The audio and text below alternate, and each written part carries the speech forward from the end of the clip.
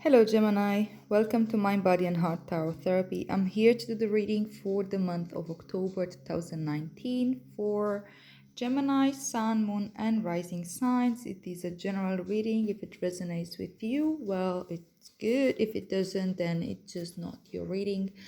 Don't try to fit it in or stretch it in order to apply to you. You will know if it's your reading. These readings do apply to certain groups of energies, not to everyone. It's for it's a collective reading, right? So can't really apply to all Geminis out there. All right, so yeah, please use your own intuition to know whatever messages apply and let the rest go. Great, Gemini, I hope you're well. We're in Libra season, so I suppose that you're actually quite connected. Libra being a fellow air sign, it's a favorable season for you. Okay, let's see what pops up here as your current energy, the Emperor. All right. Let's see what's the challenge for my dear Gemini for October 2019. All right, so seeing your victories. Okay, so Six of Wands as your challenge. Wheel of Fortune as your focus.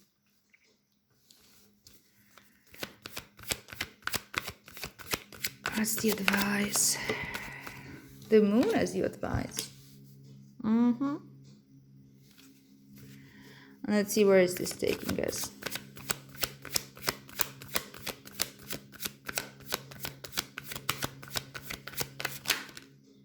Okay, we have two cards for you.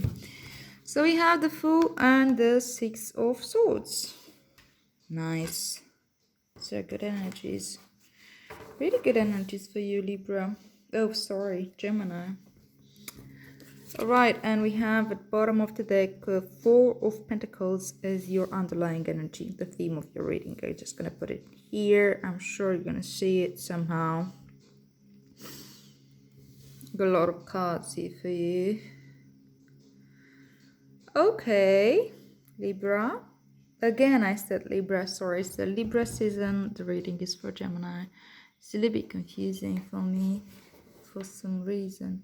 So we have the Four of Pentacles as your theme, your underlying energy. This is kind of what you're working this month as a whole. And this is how you're working with it in terms of current energy. The energy is available to you. So this is more or less like the reading is supposed to show you what are the energies available for you and how you can work with them. It's not meant to tell you what to do or to give you, like, you have all your answers within yourself. And let's clarify these cards. The Four of Pentacles talks about it's a little bit, when we get stuck. Yes, you've managed to create some type of stability. And look at this person, like he's holding this pentacle and everything with like for the life of him, when we get this attached to our, it's about the physical world, it's about the physical, your 3D reality there. It can be to literally money or possessions, but it can also be to your lifestyle or like getting very attached to a particular lifestyle. And we get this attached, it means that we are terrified to move on, It's fear of change, it's fear of not losing what you built up so hard to acquire or to get at. Let's go a little bit deeper here. The Emperor as your underlying energy talks about, as your current energy talks about structure, really. Okay, why is the Emperor here? I thought it was the devil. There we go. Okay, interesting.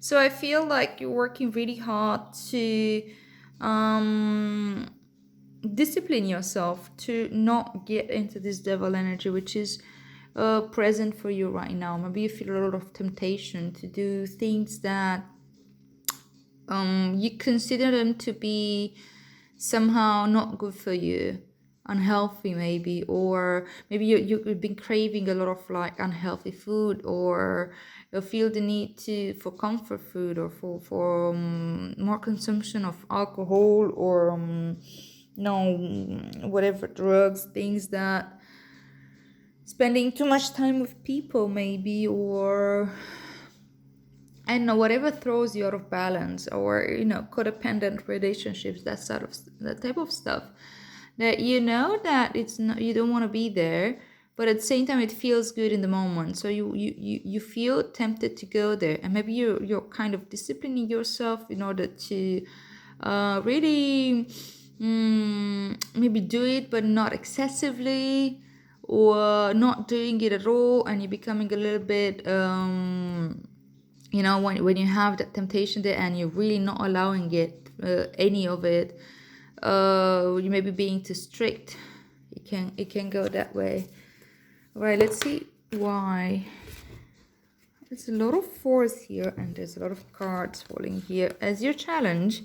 So we have the Four of Swords, the Nine of Swords, and the Seven of Cups as your challenge to go along with the Six of Wands. And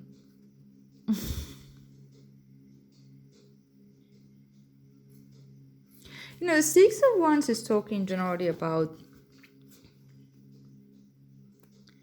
being able to see your success, it's about victory, it's after the Five of Wands, where you've been in a competition, maybe friendly competition, or showing what you're made of, and the Six of Wands is succeeding there and being acclaimed by everyone else.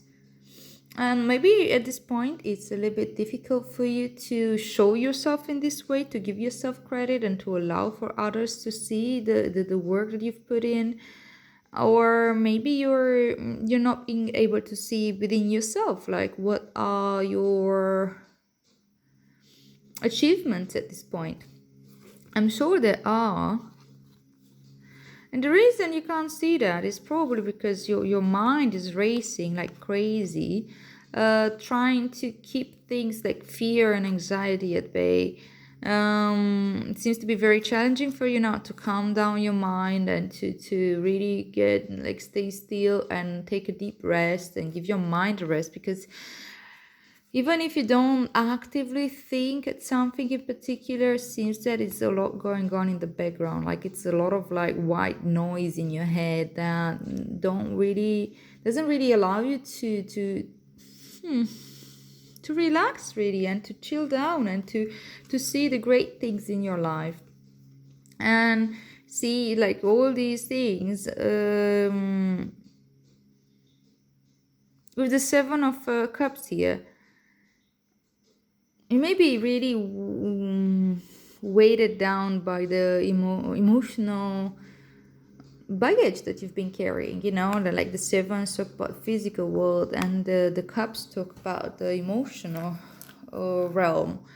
So and the Sevens also talk about like taking stock, like looking at, feeling through, what is it that you've been relating to, what kind of experiences you've had, and how did that really make you feel. Seven of Cups, again, like coming with the devil. Maybe you're really in that a little bit escapist, dreamy energy, where you want to anything but feel. Or just feeling good, feeling good in the moment. Doesn't matter if it's really you're gonna pay for it tomorrow. For example, if you're out and it feels good and you want to dance or something like that, or I don't know, maybe something related with a person, because you see these two people here being binded by these chains of codependency. Like feeling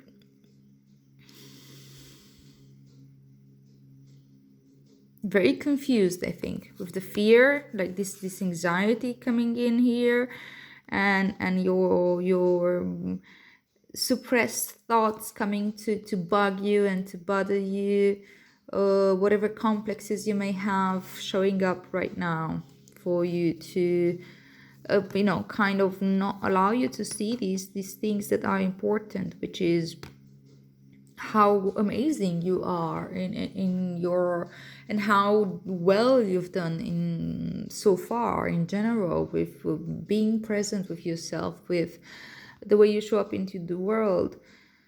Of course, we all make mistakes, but the problem is that we always get stuck on the mistakes. We don't see them out of like 10 things, and we can have 9 good stuff happening to us and 1 bad one, and we get stuck on the bad one. And then we're terrified to not have that happen again. So we're doing, like, the brain is calculating again and again and again how to avoid that type of situation. And all you need right now is to rest your mind and to feel through, connect to your intuition. And we're getting there because that's your advice, This discipline is good to a certain degree. When the Emperor's dark side is that it can become a little bit controlling, over controlling. And it can, like, can you get easily slip into some type of tyranny if you don't loosen up a little bit. The devil sometimes also tells us that maybe it's good to indulge a little bit into our life. Like coming with the Emperor. Maybe it's time for a little bit of self-indulgence. Still keep the structure. Still keep your grip on your reality. But you also need to live your life. You also need to see the great things that you've been achieving and the returns, both the emotional ones. Like sometimes we get stuck on the negative, but there's so much joy and love out there in the small moments. They said happiness is in the little stuff. Okay, let's see what we have. The Wheel of Fortune as your focus. So yeah, focus within. Focus on understanding that nothing lasts forever. This is what the Wheel of Fortune is really saying. Nothing lasts forever. What comes up must come down, and the other way around. Yeah, you may have a change of luck, and it's good to think from this place of really being ready for anything. It's not just that, okay, so I only want good things to happen to me and to live such an amazing, comfortable life and have everything at my feet. That's not how it works, really. That's not how life works. We want to be perfect, we want life to be perfect, but it's really an ideal world that doesn't really make any sense. The Hermit urges us to go within, and maybe you're already there, maybe you're in that place where you have a very strict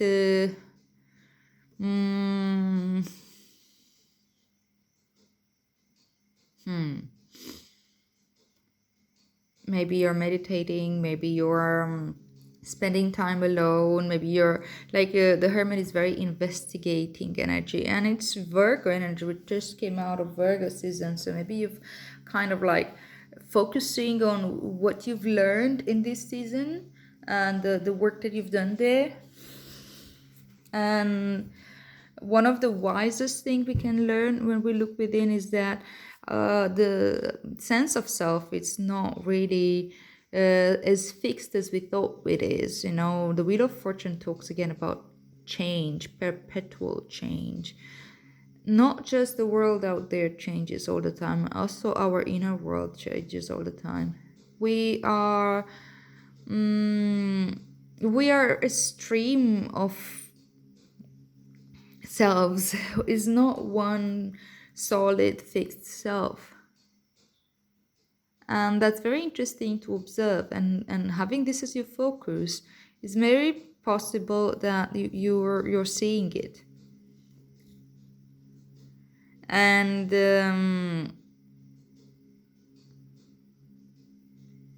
okay, let's see, what do we have with the moon? Yeah, as you advise though, like, take what you're learning here, and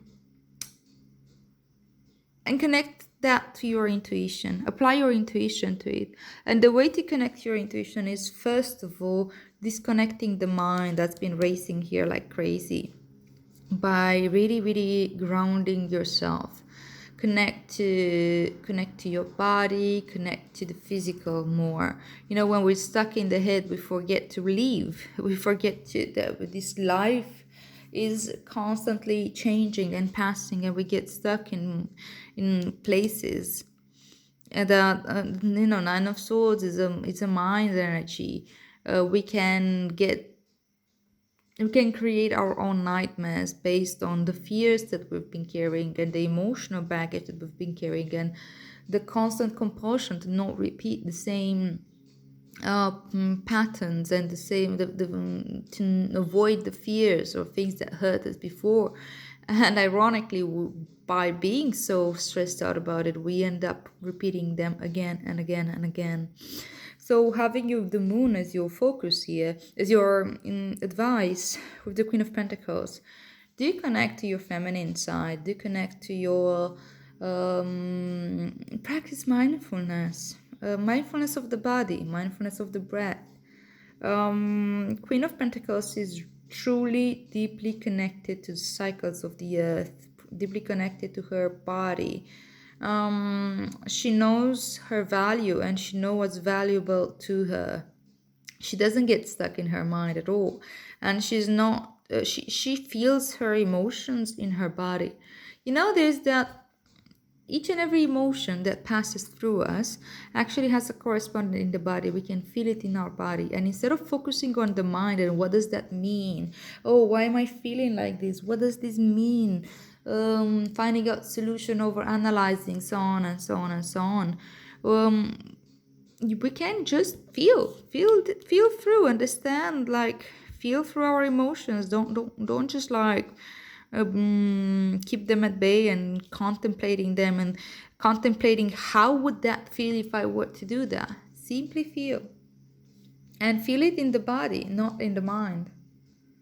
And see, okay, fear, where do I feel the fear? Okay, let me really, really feel, connect to that place of fear. Okay, it's in my belly, or in my lower belly, or in my diaphragm. Okay, how can I stay with this? How can I befriend this?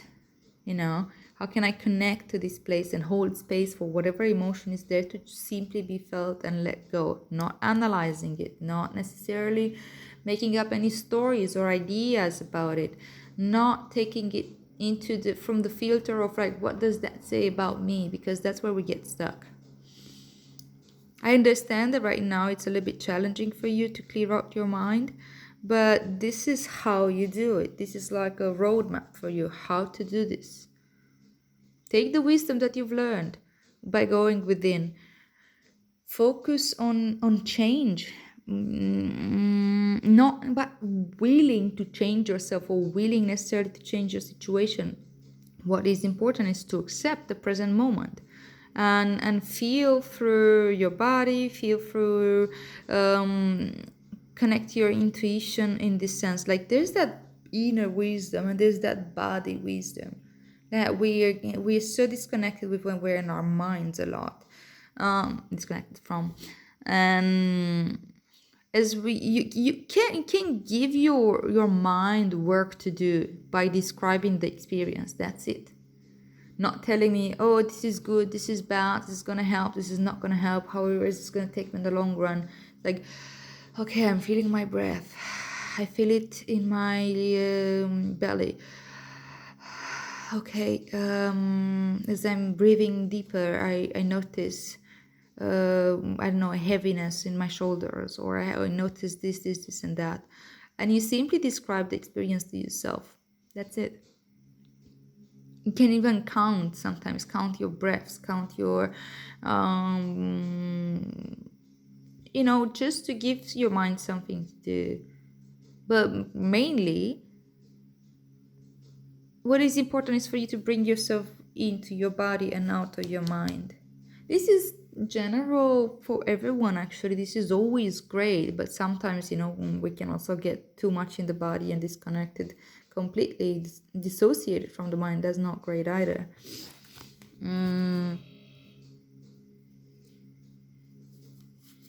Okay.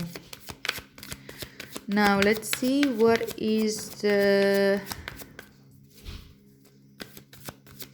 taking us. Okay, for the Seven of Swords.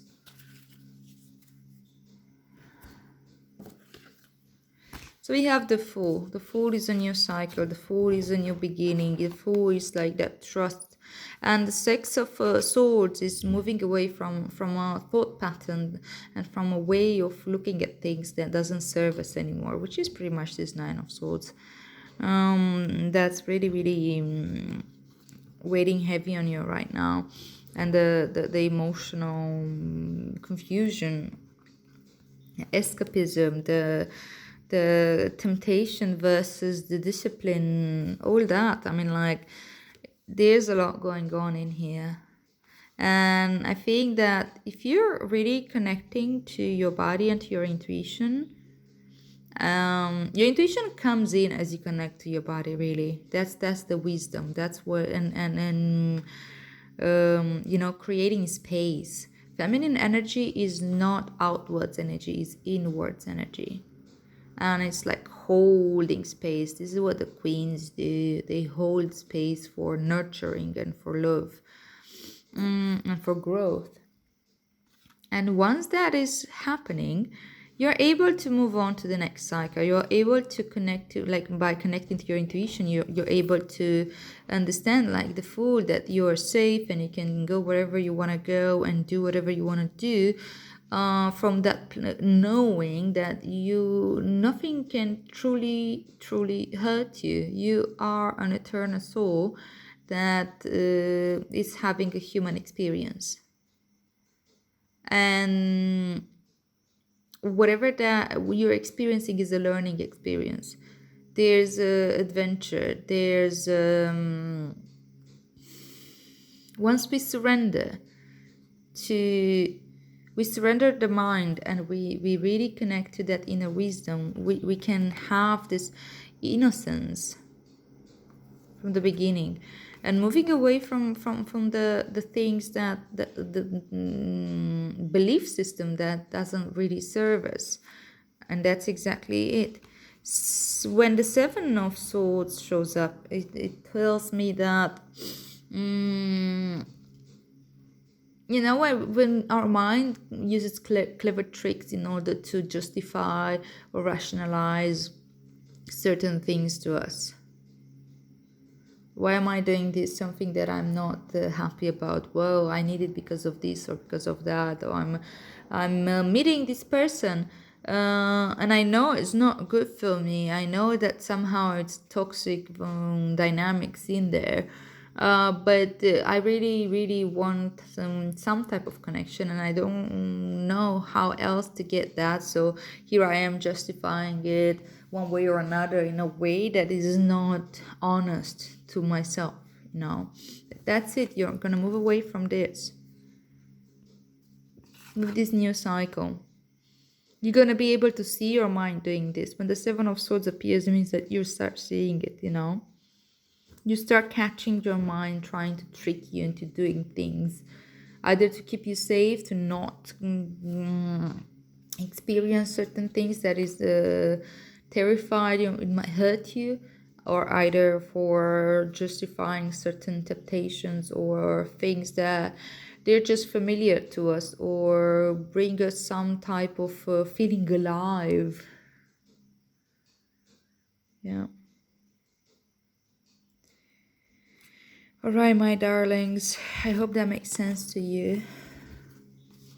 cards were together. Okay, and what else was here at the bottom of the deck? Okay, wish fulfillment, 9 of Cups with the 4 of Pentacles.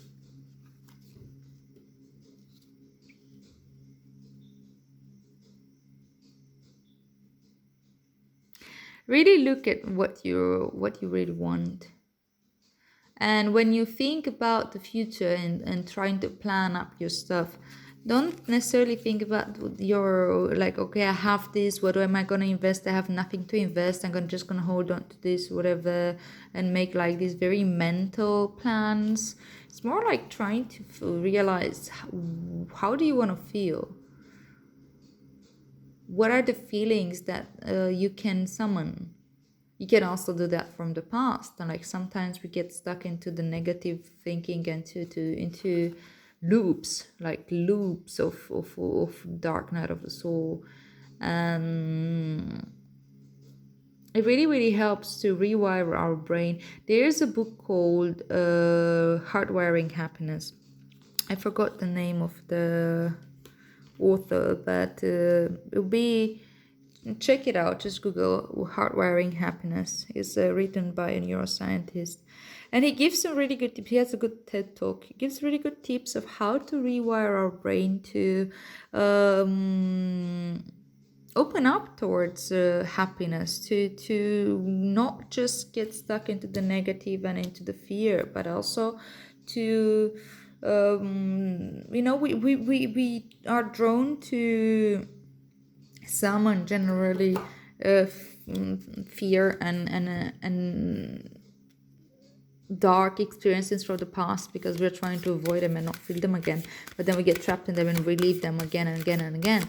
So hardwiring happiness is an active process of opening up to the world and opening up to experience and resculpting our brain. There's a word for that, but I forgot it right now. Neuroplasticity, I think. Yeah, look into that. Might be really a good time for you to do that. Let's see what's the roomy message for you. Enter the garden of delights. Well, look at this. The 9 of Cups here, this whole process for you is just amazing. And look at the green here and the trees. It feels like very Queen of Pentacles type of energy. That connectedness with the earth and with the nature, with your more animal side. This is number 28. Let's see what's the poem. Oh my god, it's a long poem, and I'm not great at reading, by the way. I hope you won't lose me here. So the poem from Rumi says, are you aware that sweetness is found everywhere in town? Are you aware that winter is gone and spring has come around? Are you aware that sweet basil and the carnation are whispering in the garden and laughing about how simply everything is found? Are you aware that the nightingale has come back from its flight singing out messages of love to spread delight with every sound? Everything in the garden is granted the right from the divine court to appear for our delight. Everything is here to make the earth green and alive as a haven for our life. What remains buried in the soil will always endeavor to reach out. No one truly alive can ever be pawned to a prison or a tomb. That's exactly it. It's about feeling alive. It's about connecting to that your inner garden of delights, and connecting to that huge garden which is called Earth. That we're so trapped in our minds that we're disregarded completely. Not even a small patch of green grass can do wonders once we like really allow ourselves to feel it and smell it and so on.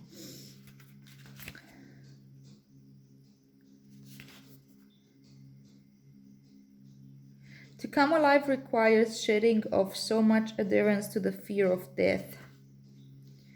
The great brother whispers wisdom into your heart, it talks about Rumi. You have heard it, felt it already. The fear of death is so much more terrible than death itself. You know, this whole fear that's coming here, it may be very well about death. Why not? Nothing is dying in you but fear, so the heart can live more freely. Death and life are twin angels dancing together in communion with the sacred. They are not opposed. They bring the soul aliveness and make the garden of delights possible. They bring the seasons of the soul that foster growth and take the appearance of dying away, which is actually part of the cycle of life, again and again and again. You have been through much death, dear one, around you, within you. You have known this dark angel. That is why you are so full of life. Your attempts to stay as you have been, to render something in your life immobile or impervious to change, have failed. Let us celebrate. There is no delight in frozen moments long since past. Why try to feast upon such food? It will not nourish you anywhere near as deeply and fully as fresh from the oven morsels of life. Come, let us taste all that is on offer. Whatever, it talks a lot here about this. This oracle comes to you with a message. A new day is dawning for you. This is a time when the past will very soon cease to have any hold over you. The past having hold over you here. Celebration is imminent. You are invited into the golden light of divine plenty. Put your worries behind you now and step into your divine inheritance, where all is sorted according to the kindness and grace. Fantastic. Well, I hope that makes sense for you. If it does, please like, share, and subscribe, and I'll see you here soon, darlings.